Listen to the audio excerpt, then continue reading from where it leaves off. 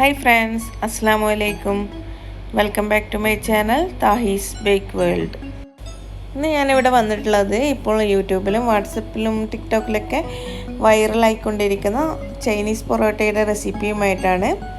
ഇത് ഏകദേശം നമ്മുടെ നൂൽ പൊറോട്ടയുടെയൊക്കെ അതേ ഒരു രീതിയിലുള്ള ഒരു പൊറോട്ടയാണ്. അപ്പോൾ അതെങ്ങനെ നമുക്ക് ഈസി ആയിട്ട് വീട്ടിലുണ്ടാക്കിയെടുക്കാൻ നോക്കാം. ആവശ്യമായിട്ടുള്ള സാധനങ്ങൾ എന്തൊക്കെയാണെന്ന് നോക്കാം.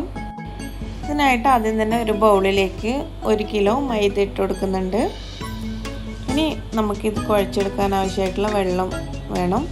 ആ വെള്ളത്തിലേക്ക് കുറച്ച് ഉപ്പും 1 ടേബിൾ സ്പൂണ് പഞ്ചസാരയും ചേർത്ത് നന്നായിട്ട് മിക്സ് ആക്കിയിട്ട് ഫ്ലോറിലേക്ക് ഒഴിച്ച് നമുക്ക് നന്നായിട്ട് ഇതൊന്ന് സാധാരണ നമ്മൾ പൊറോട്ടയ്ക്ക് കുഴച്ചെടുക്കുന്നത് പോലെ നന്നായിട്ട് ഇതൊന്ന് കുഴച്ചെടുക്കാം. ഇത് നമ്മുടെ ചപ്പാത്തിക്കൊക്കെ പോലെ നല്ല ടൈറ്റായിട്ടല്ല കുഴക്കേണ്ടത്, കുറച്ചൊരു ലൂസായിട്ടാണ്. ഇനി നമുക്കിത് കൗണ്ടർ ടോപ്പിലേക്കിട്ട് നന്നായിട്ടിതൊന്ന് കുഴച്ചെടുക്കണം.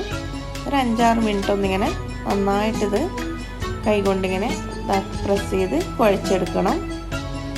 ഇതിപ്പോൾ ലൂസായിട്ടാണ് ഉള്ളത് എങ്കിലും ഇതിലേക്ക് ഫ്ലോറൊന്നും ആഡ് ചെയ്യേണ്ടത് ആവശ്യമില്ല.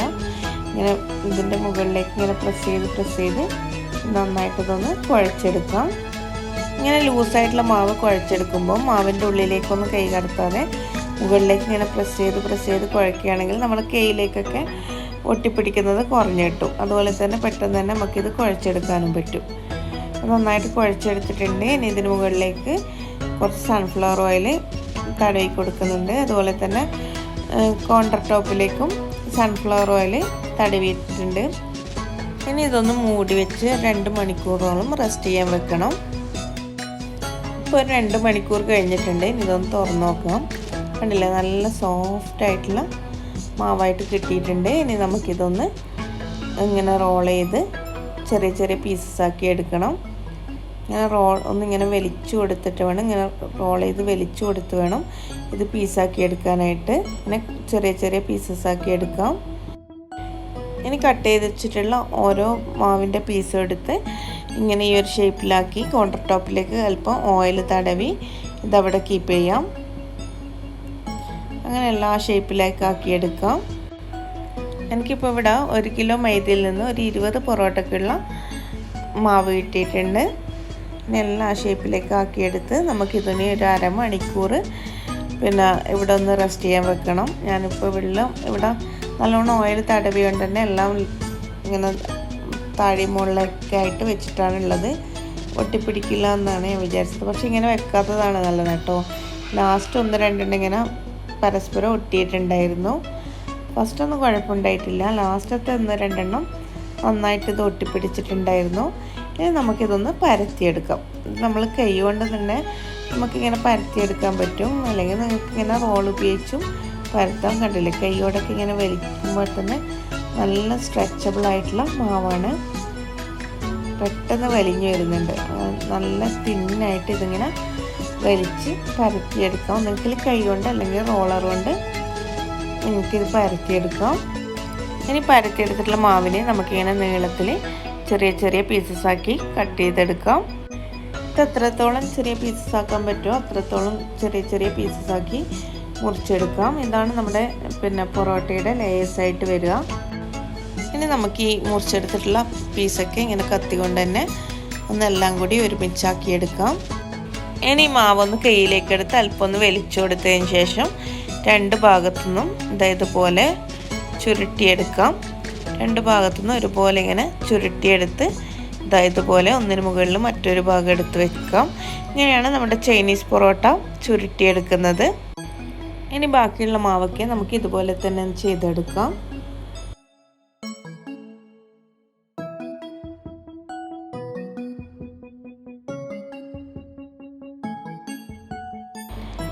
ഇങ്ങനെ ചുരുട്ടിയെടുത്തതിന് ശേഷം നിങ്ങൾക്ക് വേണമെങ്കിൽ ഒരു 1/2 hour ഇത് റെസ്റ്റ് ചെയ്യാൻ വെക്കാം.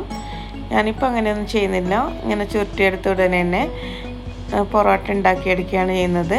ഇപ്പോൾ ഒരു 4 ഞാനങ്ങനെ ചുരുട്ടിയെടുത്തിട്ടുണ്ട്. അതൊന്ന് ഇങ്ങനെ ചെറുതായിട്ടൊന്ന് പരത്തി നമുക്കിത് ചുട്ടെടുക്കാം.